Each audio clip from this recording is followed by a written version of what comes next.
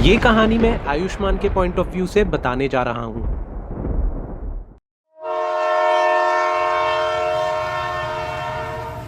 मेरा नाम आयुष्मान है और बस अभी 15-20 दिन पहले ही मैं अपना गांव छोड़कर नौकरी की तलाश में बैंगलोर आया हूं। बैंगलोर शहर में आने के एक हफ्ते तक तो मैं अपने एक दोस्त के घर में ही रहा, लेकिन जब मुझे इंटरनेट पे किराए के मकान की एक बहुत ही सस्ती डील मिली तो मैंने उस अपार्टमेंट को बुक करने में बिल्कुल भी देरी नहीं करी। वाओ, सिर्फ 4,000 रुपए महीना, ये तो बहुत अच्छी डील है यार। अगले दिन मैंने अपने दोस्त को और उसकी फैमिली को अलविदा कहा और उनका शुक्रिया अदा भी किया कि उन्होंने एक हफ्ते तक मुझे अपने साथ रहने दिया। और तभी राज की मॉम ने मुझे रात के खाने के लिए एक टिफिन बॉक्स भी पकड़ा दिया। और फिर मैं अपना सारा सामान लेकर अपने नए अपार्टमेंट में शिफ्ट होने के लिए निकल गया। जब मैं मेरे किराए के घर तक पहुंचा तो मैंने नोटिस किया कि वो बिल्डिंग एक बहुत ही वीरान से इलाके में लोकेटेड है। बिल्डिंग की हालत देखते ही मुझे समझ आ गया कि ये डील मुझे इतने सस्ते में कैसे मिल गई।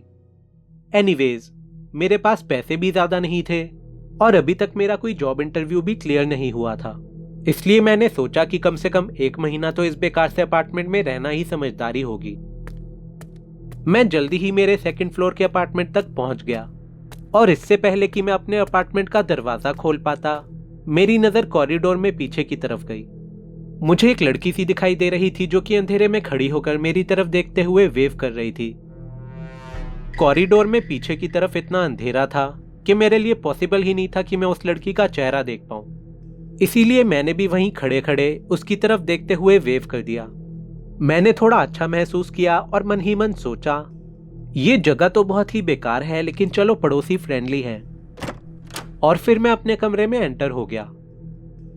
यहां पर भी एकदम अंधेरा, सालों ने एक बल्ब तक नहीं दिया है। मेरे नए अपार्टमेंट में गिनती की सिर्फ 4-5 चीजें थीं। वो बस एक छोटा सा कमरा था जिसके अंदर घुसते ही एक सोफा पड़ा हुआ था और सामने वाली दीवार पर एक खिड़की थी जिसकी बाईं तरफ एक सिंगल बेड था और दाईं तरफ टॉयलेट का दरवाजा था। चलो फिलहाल खाना खा के सो जाता हूं, कल इंटरव्यू के बाद घर आते हुए थोड़ी ग्रोसरीज और 2 बल्ब भी ले आऊंगा। और फिर मैं रात के 11 बजे के करीब डिनर करके सो गया। अगले दिन जब मैं तैयार होकर इंटरव्यू के लिए निकलने लगा तो मैंने नोटिस किया कि मेरे दरवाजे के बाहर एक गुलाब का फूल और एक कागज का टुकड़ा पड़ा हुआ था। मैंने उस कागज को उठाया तो मैंने देखा कि उस पर लिखा हुआ था, a beautiful rose for my new neighbour. मेरे चेहरे पर एक मुस्कुराहट आ गई और मैंने सोचा कि यह जरूर वही कल रात वाली लड़की होगी। लेकिन मैं फिलहाल लेट हो रहा था, इसलिए मैंने वो नोट और गुलाब अपने पॉकेट में रखे और इंटरव्यू के लिए निकल गया। शाम को जब मैं घर वापस लौटा तो मैं बहुत ही खुश था। फाइनली मैंने इस बार अपना जॉब इंटरव्यू क्लियर कर दिया था और कल से ही मुझे ऑफिस ज्वाइन करने के लिए भी बोल दिया गया था। मैंने घर के जरूरी सामान के साथ साथ मेरी पड़ोस वाली लड़की के लिए as a thank you gift एक चॉकलेट भी ले ली थी।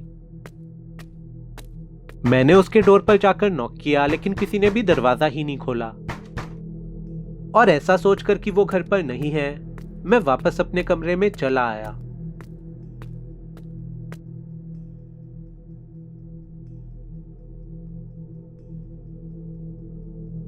अगली सुबह मेरे ऑफिस का पहला दिन था लेकिन मैं लेट हो गया था और इसीलिए काफी हड़बड़ी में भी था। मैं जैसे ही मेरे अपार्टमेंट से निकला तो मुझे जमीन पर एक कागज का टुकड़ा पड़ा मिला। मेरे पास उसको पढ़ने का टाइम नहीं था, इसलिए मैंने उसको उठाकर अपनी जेब में रखा और फिर ऑफिस जल्दी पहुंचने के लिए फटाफट वहां से भाग निकला। ऑफिस का पहला दिन काफी बिजी था क्योंकि मुझे मेरे सारे टीम मेंबर से मिलना था और अपने काम के बारे में भी समझना था। और इतने बिजी शेड्यूल की वजह से मैं मेरी जेब में पड़े कागज के बारे में भूल ही गया। फाइनली जब घर पहुंचकर मैंने कपड़े बदले तब मुझे ध्यान आया कि मेरी जेब में सुबह से वो लेटर पड़ा हुआ है और फिर मैं बिस्तर पर बैठकर तसल्ली से उस लेटर को पढ़ने लगा। उस लेटर में मेरी पड़ोसन ने मुझे आने वाले वैलेंटाइन डे के लिए प्रपोज किया हुआ था। उसने मुझे उस लेटर में लिखकर बताया था कि मुझे पहली बार देखते ही उसके दिल का मुर्गा कुकड़ू को बोल गया था। मैं भी उस लड़की से मिलने को बेसब्र हुआ जा रहा था और इसीलिए मैंने जो चॉकलेट उसको देनी थी उसे एक बार फिर से उठाया और उसके घर की तरफ चल पड़ा।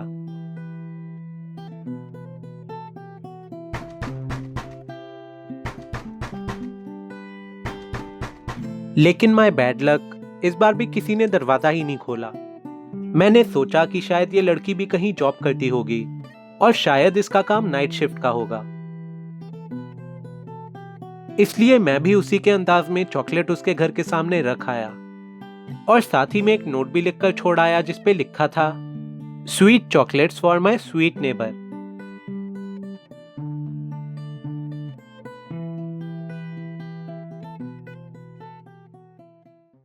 अगली सुबह मुझे मेरे दरवाजे पर एक टेडी बियर रखा मिला और उस दिन भी मैंने अपनी पड़ोसन से मिलने की कोशिश करी, लेकिन लगातार नॉक करने के बाद भी मुझे कोई रिस्पॉन्स नहीं मिला और फाइनली मैं अपने ऑफिस चला गया। अगले दिन मुझे मेरे दरवाजे के बाहर कुछ नहीं मिला, लेकिन ऑफिस में दोपहर को काम करते हुए मुझे एक फेसबुक नोटिफिकेशन आया। मुझे एक अनामिका नाम की लड़की की रिक्वेस्ट आई थी और उस रिक्वेस्ट को एक्सेप्ट करते ही मुझे अनामिका का मैसेज भी आ गया। मैसेज में अनामिका ने लिखा था, hi new neighbour, I loved your sweet chocolates that you left outside my apartment. मैं जितना एक्साइटेड था उतना ही शॉक भी था। मैंने सोचा कि इस लड़की ने आखिर मुझे फेसबुक पर ढूंढा कैसे, क्योंकि अभी तक तो हमारी बात भी नहीं हुई और उसको तो मेरा नाम भी नहीं पता। तो मैंने उसको मैसेज किया, how do you know my name? तो उसने मुझे लिखकर भेजा, आई हैव माई वेज, और फिर उसने मुझे ढेर सारे नॉटी इमोजी भेज दिए। तभी अनामिका ने मुझसे पूछा, will you be my Valentine this upcoming 14th February? मैं थोड़ा कंफ्यूज था कि उसको हाँ बोलूं या फिर मना कर दूं, क्योंकि अभी तक तो मैंने उसको देखा भी नहीं था। उसकी फेसबुक प्रोफाइल पे भी सिर्फ रैंडम फोटोज थी और कोई भी ऐसी फोटो नहीं थी जिसमें उसका चेहरा दिखाई दे रहा हो। लेकिन फिर मैंने सोचा कि ये लड़की मुझे बहुत अच्छी तरह ट्रीट करती है और अगर मैं इसको ना बोलूंगा तो इसका दिल टूट जाएगा।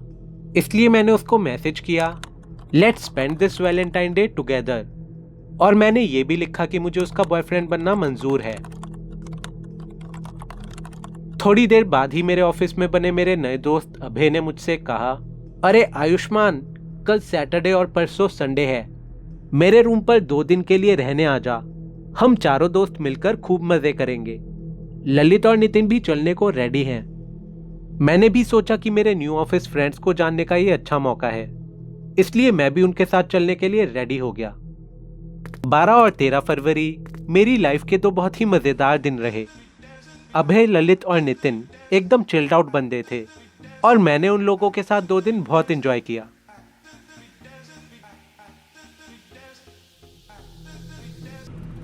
और फिर मंडे यानी कि 14 फरवरी को मैं अपने दोस्तों के साथ ही डायरेक्ट ऑफिस भी पहुंच गया। शाम को अभय ने मुझसे पूछा, अरे आयुष्मान, लगता है तू भी हम तीनों की तरह सिंगल है। आज वैलेंटाइन डे पर तेरा कोई प्लान नहीं है क्या? और तभी अचानक से मुझे अनामिका के बारे में याद आया। मैंने अपना काम पूरा कर लिया था, इसलिए मैं अपने दोस्तों को अलविदा बोलकर सीधा घर भागा। मैं अपने घर में घुसने से पहले अनामिका के रूम की तरफ गया और उसके दरवाजे पर नॉक करने लगा। तभी मैंने ध्यान से सुना तो मुझे अंदर से एक लड़की के रोने की आवाज आई।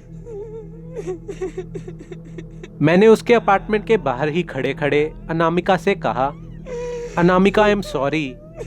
मैं जानता हूं कि मैंने तुमसे प्रॉमिस किया था कि वैलेंटाइन डे तुम्हारे साथ ही बिताऊंगा, लेकिन आई एम रियली सॉरी। मेरे दिमाग से ही निकल गया कि आज ही 14th है। कि तभी अंदर से मुझे आवाज आई, आयुष्मान, मैं तुमसे बहुत नाराज हूं। तुमने मेरा वैलेंटाइन वीक स्पॉइल कर दिया। तभी मैंने उससे पूछा, वैलेंटाइन वीक स्पॉइल कर दिया? तुम कहना क्या चाहती हो? तो अनामिका ने मुझसे कहा, मैंने तुमको 7 फरवरी को रोज डे पर रोज दिया, 8 फरवरी को लेटर लिख के प्रपोज डे पर प्रपोज किया, फिर तुमने मुझे 9th को चॉकलेट डे पर चॉकलेट दी, और फिर 10th को मैंने तुम्हें टेडी डे पर टेडी दिया। 11th को प्रॉमिस डे था, जिस दिन तुमने मुझे मेरा बॉयफ्रेंड बनने का प्रॉमिस किया, लेकिन 12th और 13 को तुम अचानक ही गायब हो गए। तुम्हें पता भी है वैलेंटाइन वीक में हग डे और किस डे कितने इंपॉर्टेंट दिन होते हैं? ओ तो ये बात है। सॉरी जान, बाहर आ जाओ, तुम्हारी शिकायत अभी दूर कर देता हूँ। दरवाजा खोलो। तभी अंदर से आवाज आई, पक्का ना, तुम मुकरोगे तो नहीं? नो बेबी, आज चाहे आकाश और पाताल एक हो जाए, लेकिन कोई भी हमें आज मिलने से रोक नहीं पाएगा। और तभी अचानक से दरवाजा खुला और उसमें से दुनिया की सबसे खतरनाक दिखने वाली लड़की बाहर आई।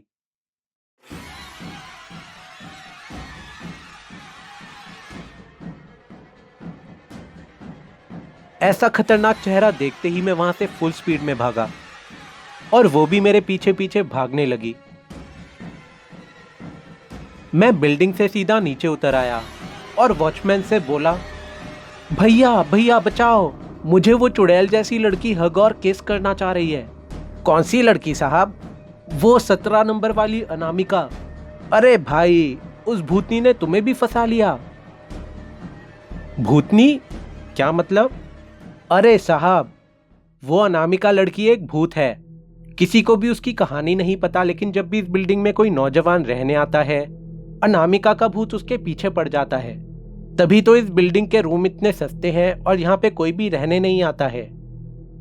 ये सुनकर मेरा दिमाग हिल गया। मैं सीधा अभय के घर उस रात रहने चला गया।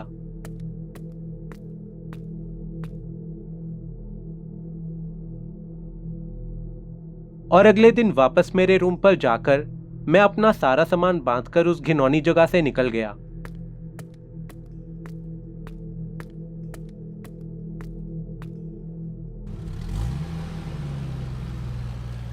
और एक दूसरे एरिया में रूम रेंट करके रहने आ गया।